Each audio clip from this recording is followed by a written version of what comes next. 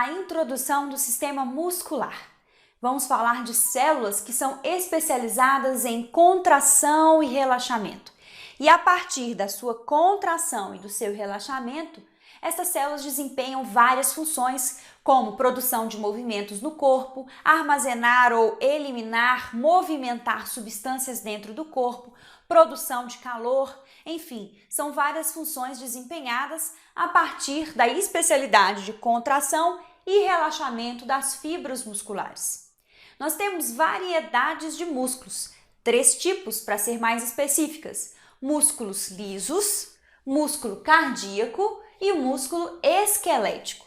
Eles têm diferenças histológicas, eles têm diferenças quanto ao funcionamento, ao controle de hormônios e sistema nervoso e tem diferença anatômica de localização e topografia. Basicamente, os músculos lisos estão presentes nas paredes dos órgãos, das nossas vísceras.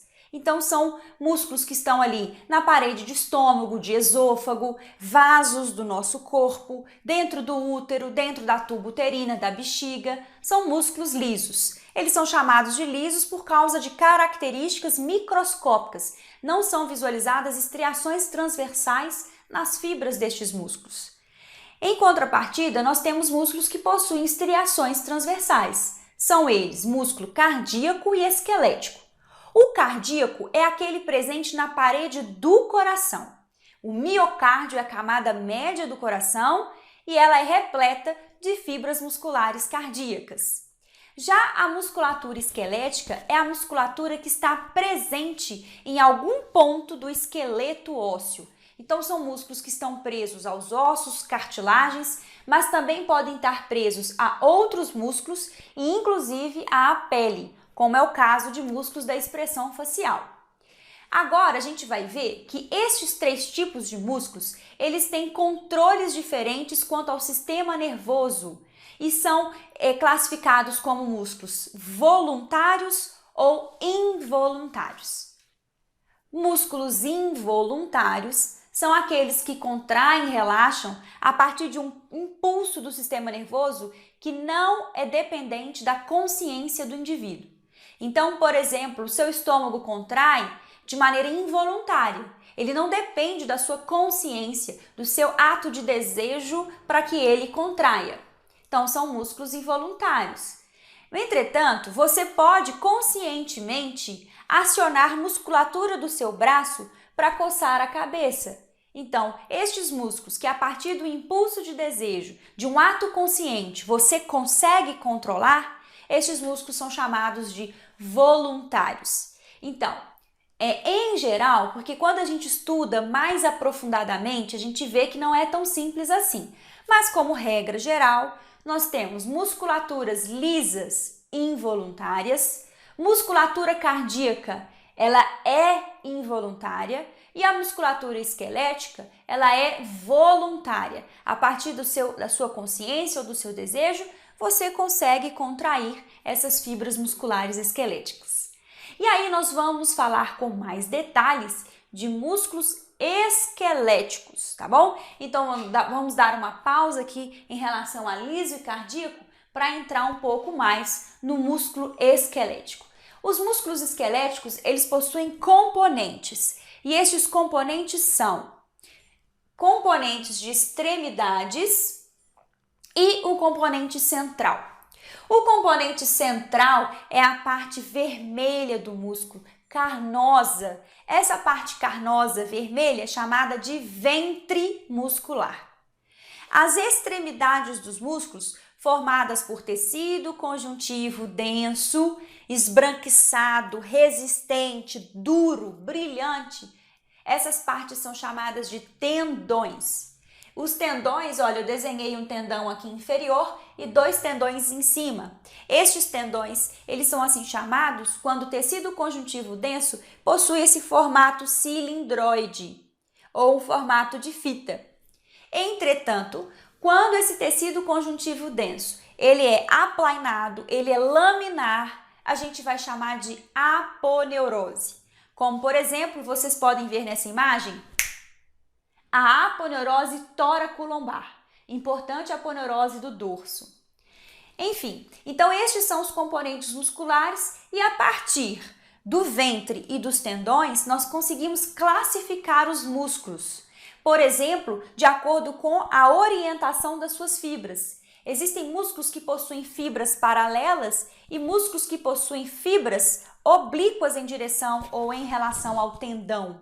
E aí a gente vai classificar as formas, que são muitas, veremos na nossa aula presencial, mas eu quero que vocês já deem uma lida no capítulo dos livros textos sobre essas formas, classificação de formas de músculos, classificação do músculo esquelético quanto ao número de tendão de origem, quanto ao número de tendão de inserção.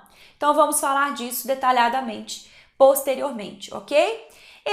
Estes músculos eles são recobertos por um tecido conjuntivo que é chamado de fáscia muscular. A fáscia muscular ela envolve os músculos. Vocês já devem ter visto em alguma peça de carne de açougue que tem uma membrana delicada que envolve o ventre muscular. Aquilo é chamado de fáscia do músculo. A fáscia ela tem função de proteção, porque ela é uma barreira mecânica, ela tem função também de conter o ventre muscular e como ela possui fibras elásticas, ela auxilia na potência de contração muscular, dentre outras funções. Bom, então agora a gente vai ver um pouquinho, não é com tanto detalhe como na anatomia de cabeça e pescoço, a gente vai ver a anatomia básica de músculos da expressão facial. Os músculos da expressão facial, eles são músculos interessantes porque eles se inserem em fáscia muscular e eles se inserem na pele. Então, quando eles contraem, muitos deles estão circundando orifícios como boca, nariz e olhos, e por isso eles são esfíncteres. Quando contraem, eles são capazes de fechar esses orifícios, ou então eles são capazes de dilatar esses orifícios. Então, a gente vai ver agora os nomes destes músculos da expressão facial. Lembrando que estes músculos, eles são responsáveis por linguagens que não são verbais. Então, quantas vezes a gente chega próximo de uma pessoa, de um amigo, de um colega, e a gente percebe que ele está triste, ou que ele está muito feliz, ou que ele está com ciúmes, ou que ele está desconfiado, só pelas expressões faciais, né? Sem que esse indivíduo ele pronuncie nenhuma palavra.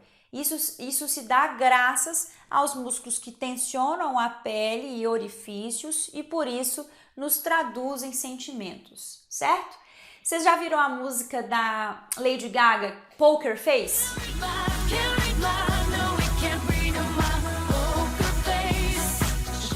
Então, brincadeiras à parte, essa música Poker Face são para pessoas que têm expressão de mármore, né? São pessoas que você olha, parece que está com a face congelada, né? Não traduz se está alegre, se está triste. É assim que um jogador de pôquer deve se comportar, né? Sem nenhuma expressão facial para o seu adversário. Bom, então agora vamos para a parte prática.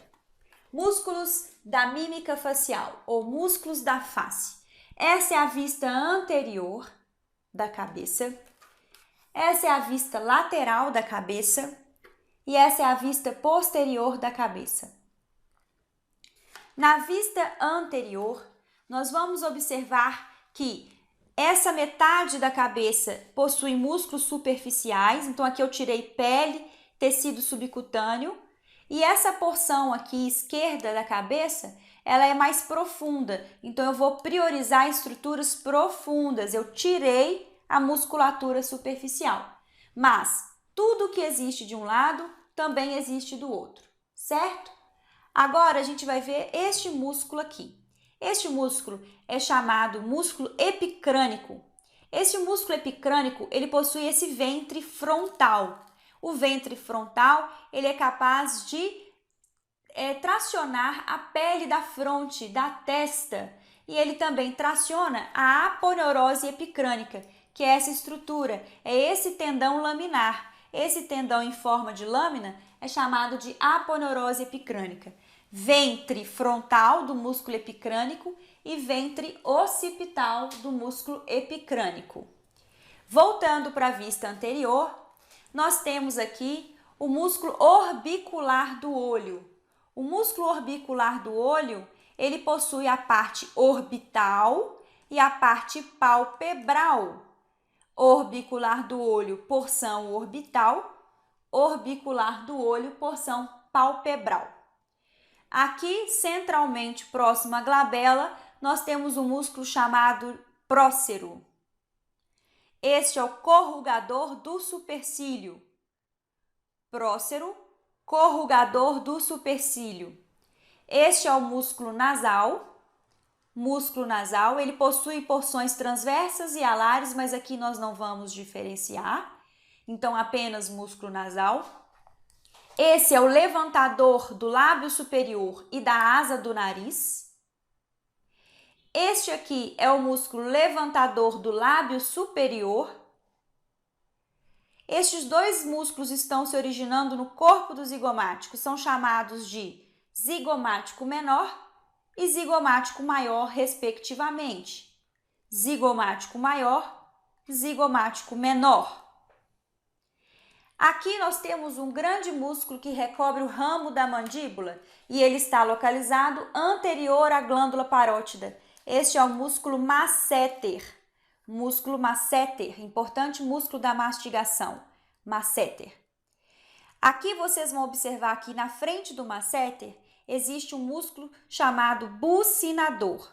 O bucinador é um músculo profundo da bochecha. Aqui vocês estão observando a glândula parótida. Esse é o ducto parotídeo que perfura o bucinador.